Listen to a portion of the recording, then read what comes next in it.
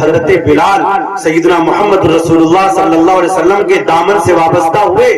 تو minister rank کے لوگوں کے سامنے ان کی آنکھوں میں آنکھیں ڈال کر کہتے تھے احد احد احد احد، اسی کلمے کو پڑھتے تھے، اللہ ایک ہے، اللہ ایک ہے، اللہ ایک ہے۔ تم گرم ریت پر لٹاؤ کچھ نہیں ہونے والا ہے، تم لوہے کو گرم کر کے پیٹ داغو میرا کچھ نہیں ہونے والا ہے، میرے جسم سے چربیاں پگھلنے لگے میرا کچھ نہیں ہونے والا ہے، میں نے محمد رسول اللہ کا کلمہ پڑھ لیا ہے۔ اور یہ غلام جب محمد رسول اللہ صلی اللہ علیہ وسلم کے آغوش میں آ گئے حضرت ابو بکر رضی اللہ تعالیٰ عنہ کی کوششوں اور کاوشوں سے، تو پھر یہ کہاں تک پہنچے آپ سنیں کہ حبشہ کا ایک غلام